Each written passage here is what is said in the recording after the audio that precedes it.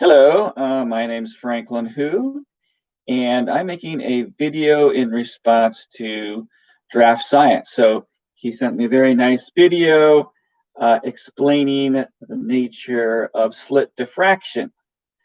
So the main difference between DraftScience and myself is that I believe that the nature of light is that it is a wave in some kind of medium. Okay. And the DraftScience believes that light is like a particular thing. It's got packets. It's like particle-like, and comes in. He draws light as little circles, and the frequency is determined by the amount of space between the circles. Okay, that's a perfectly fine, reasonable way of thinking of, but we have to kind of weigh which way is correct. Okay. So one of the things that us wavists bring up is that we think light is a wave because when we put it through slits, we see these diffraction effects, and these diffraction effects are said to only be able to be explainable in terms of waves interacting in phases, such that the spot that you see is bright. That's where the waves are reinforcing each other and they're in phase. And the regions where it's dark, actually the waves are completely 180 degrees in the opposite direction.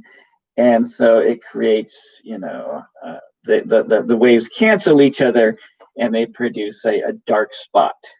So that is the argument, and DraftScience argues that no, that's not necessarily true, and he argues that as these light things come into clumps, that they're going at different angles. Okay, and that because they are coming at different angles, it means they're going to be spaced out a little bit differently, and in certain parts in your target, that they're not going to get like all the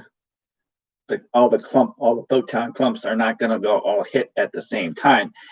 And then he says that because of that, there'll be like, instead of a stream of like 10 photons, there'll be like 2 or 3 of them missing. And he's saying that because it's not a constant stream, that our detectors, our eyeballs or whatever screen or sensors are not going to be able to see that because it's not a constant stream. So I think that's the basis of his argument. And because of that, you'll see these stripes of dark and light,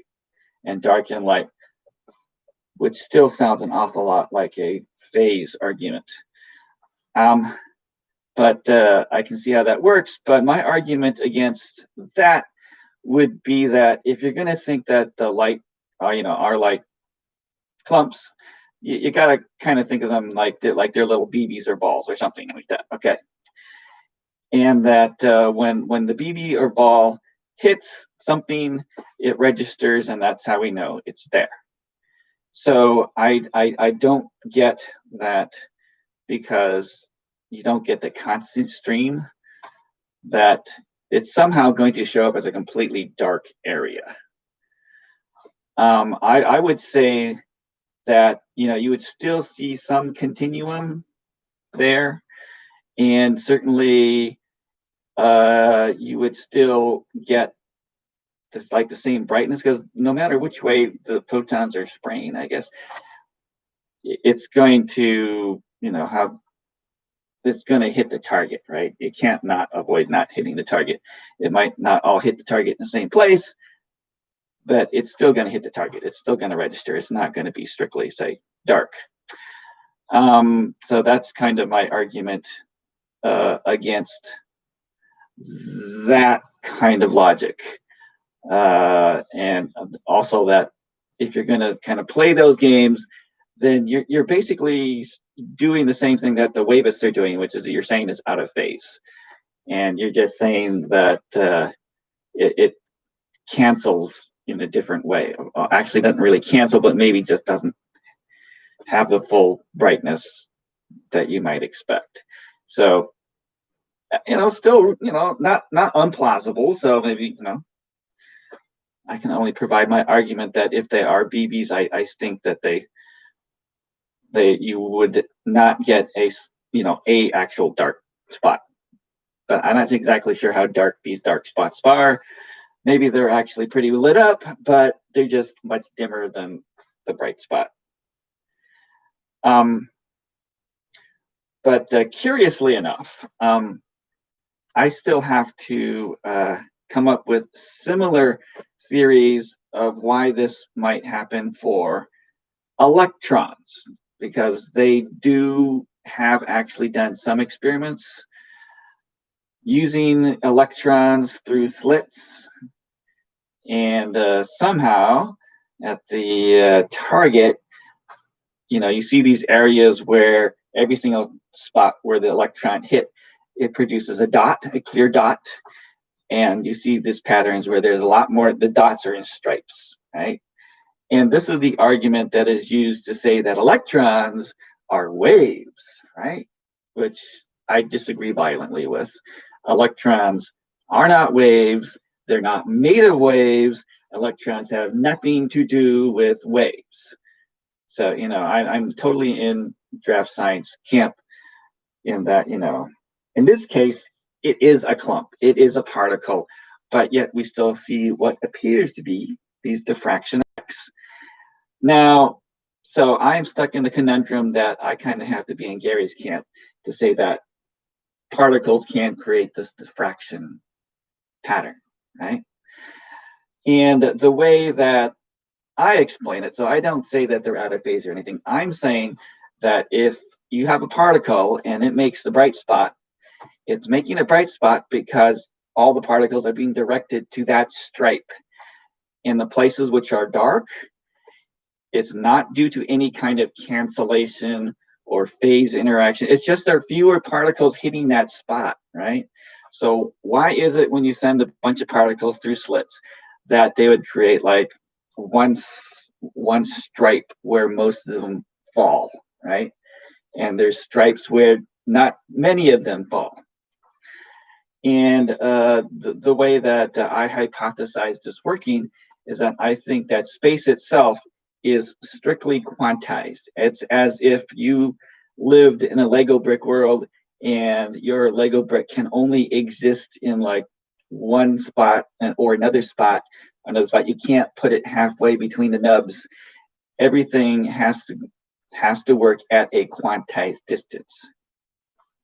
Now, if you think that that is true, and you think about what a slit is, so a slit is going to be like an edge, like the edge on this cabinet back here. Now, if space is quantized and there's like a grid where that shows when the particle goes past the edge there, it can't take on arbitrary angles. If you think a very sharp grid, then it can go off the diagonal, it can go off to the left and go up to the right. But everything else is kind of going to be like a jaggy or something. Maybe it has to go one to the right and two up and one to the right, two up. And I believe that that is going to actually quantize and limit the angles at which these photons can exit the slit area. Now, specifically, it's just the edges that are causing the diffraction effect. The particles that head straight through the middle are generally unaffected, and that's what we generally see. We see a very, very massive bright spot in the middle of the particles that are not interacting with the edge. But the ones that interact with the edge, it's kind of like you threw a whole bunch of basketballs down a hallway open to a gym. And on the edges, there were things that would tell the basketball, well, no, you can't go at every arbitrary angle. You have to go at this angle, or this angle, right? So as the basketballs exited the hallway, you would see them hit the end of the gym in these stripes, and it would look like diffraction, but actually has nothing to do with diffraction. It's nothing about the phase of the basketballs interacting somehow. There's no interaction. And so you can send individual electrons through each little slit there, and they will interact with the edges, and they will point the basketball at only those certain stripes. And you can put them in one at a time, two at a time. It doesn't matter because they're not actually interacting. So, but they say they're interacting. They're saying because there's a diffraction pattern that the electrons must be a wave. And so I'd say no. I think this is all just due to a space quantization problem. Okay, so I think that's most of my response to what I have to say about his video. I mean, it's like, I get Gary's argument. It's like, it's possible that light can be these little clumps, and it's possible that you can get what look like diffraction effects, and it might not necessarily be due to a wave. But when you kind of weigh things, it's like, well, yeah, we know totally for sure that a wave can create those patterns, right? That's like the simplest thing. And we know exactly how that works. We can demonstrate it in wave pools, and it works out all perfectly exactly the same, versus supposing that they're particles and you have to deal with these phases and have to deal with this, magical thing about if all the particles don't all get there at the same time, you won't be able to see them, stuff like that.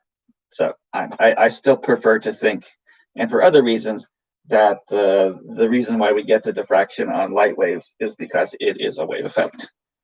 But so let's get on to the second subject of the talk here, which is the generation of the magnetic field. So I made a super quick video, and it was super quick because I was about to go on vacation, and it was a minute and a half, the world's shortest video, going over what is the world's most important topic, which is how is a magnetic field created. So yeah, that was kind of hard to see the compasses and what was going on. But I think Gary was kind of trying to explain that what he was thinking a magnetic field is like an ionization or polarization, or you've charged up something. And a lot of people, I think, do make this mistake that they don't know what the difference is between, not even there's like a relativistic explanation for charge. And unfortunately, that one doesn't work either, because it's like Gary's explanation, which says that basically it's creating a charge imbalance. And that's what's causing the electrons to be attracted. But the problem here is that the magnetic field does not act like a charge imbalance. Like, you had a very strong magnet, north south pole, you stick an electron right above the north pole, it won't do a thing. It's not attracted to the North Pole. You put it in the South Pole, it's not attracted to the South Pole. Whatever a magnetic field is, it's not due to a net charge displacement, right? So I think that's kind of, his point was, and that the magnetic field is just like intimately associated with say the atoms, right?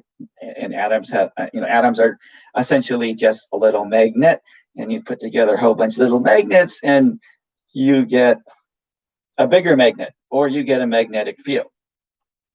So the problem with that is that magnetic fields can exist in what appears to be complete vacuum. Right, so I can take my vacuum jar, I put a magnet on one end, the magnetic field will go straight through the vacuum, and and I can affect another piece of steel or whatever through the vacuum. So it couldn't be that whatever the magnetic field is made out of, it's made out of atoms, because we can clearly take all the atoms out, and magnetic field's still there. So Gary finds it hard to believe that that vacuum is actually filled with something. Now, as a person who believes in waves, I have to believe that there has to be some medium for the waves that's compressible, that for it to go through. And Gary finds that hard to believe. And me personally, I fill space completely, almost solidly, with a medium composed of positrons and electrons, which generally form up into dipoles. And that's what the space in front of us, it may seem totally empty, but actually, if you took every single molecule of air out of the space in front of me, you'd still end up with an excruciatingly dense substance made out of matter, just like us, right? We're made out of positrons and electrons, and so is space. And the main issue is that if this stuff is so much there and it's so thick, then how is it I can wave my hand through it, and it doesn't slow down everything like the planets and stuff like that. And I guess we're gonna have to get to that. Okay, these are complicated topics, but a magnetic field is not due to a net charge displacement is point number one. Okay, so point number two is that since the magnetic field exists in vacuum, there must be something there to represent it. I mean, a magnetic field has at the very least a very particular direction, right? Between the north and south, it's got a direction, and it's got a magnitude. So it's a vector. So there has to be something, even in the vacuum of space, that can represent this vector, right? And I believe it can't be nothing, right? If space is as empty as Gary says it is, then there should be nothing like a magnetic field, because nothing cannot represent, a magnitude and direction. So what could represent a magnitude and direction? Well, you could just throw compasses everywhere, and the compass points in a direction, and the number of, I guess, how strongly it points, it could be a vector, but certainly something like a compass can represent at least a vector direction. So going back to what I was saying, what space is made of, which is just a positron-electron pair, definitely you have two ends, that thing can represent a vector, right? It's got one end and another end, and so the pointy end can point somewhere, right? So this is another reason to motivate why space cannot be empty, because there must be something in there that can represent a vector quantity. And a round thing, if space is only consisting of just round spherical objects, this cannot represent a vector, right? At the bare minimum, to represent a vector, you need at least two things, right, to represent an axis. So that would be one of my main arguments, that since there is this thing called a magnetic field, it's present in the vacuum, and it has to consist of at least two physical things, that indicates that space itself must be filled with physical things. Now, if the magnetic field is not just a net charge displacement, then what in the heck is it? Now, I'm saying that what the magnetic field is, you'll have to look at my paper on the magnetic field to get more details on this, but imagine if you have a positive and negative dipole, right? And then imagine you have a sea of these positive, negative dipoles. Now, if these things were all kind of randomly arranged in space, you can shoot an electron through it, and the electron is negatively charged, and it'll be attracted to like the positive charges and negative charges. But because everything is randomly arranged, it's just going to go barreling straight through. It really isn't going to curve or do anything. But instead of the random arrangement, suppose we all line them all up, so that all the negatives and positives are pointing right at each other, right? So if you have a charge, let's say I have a positive charge on this end and a negative charge on this end. So in order for an electron heading straight down to get through, it has to go between the positive and the negative. And what's going to happen is, because this is positive, it's going to attract that electron that way. And because this is negative, it's going to repel it away that way. So if there's an electron heading down through space, it's going to be attracted to the positive, it's going to be deflected. And this is the key. This is what a magnetic field does, is that in the presence of a magnetic field, an electron will deflect in one preferential direction. This is the fundamental action of the magnetic field. So if you can create this aligned dipole C, that every single time it goes between these dipoles, it's going to be deflected a little bit. And if it finds another dipole, it's going to be deflected another bit. However, if the charge is just stationary between the charges, it's not going to feel anything. I mean, it will be attracted to the positive bit a little bit more than the negative bit, but it's just going to sit there. And this is why when you stick a charge in a strong magnetic field, it doesn't do anything, because it actually has to cut past the dipoles in order to feel any kind of deflection. It has to be moving. And that is why the magnetic force is in direct proportion to how fast the charge is moving, because that determines how many dipole pairs it cuts past. It gets a little kick every single time it cuts past one of them, right? So that explains a very important aspect of the magnetic field, which is why a charge does not move at all in a magnetic field if it's stationary, and why is it feel more force if it's going faster, right? So in my video there, I was trying to motivate that, well, why would this dipole C come in alignment in the presence of, say, a wire that has charges moving through it, right? I mean, this is what we see.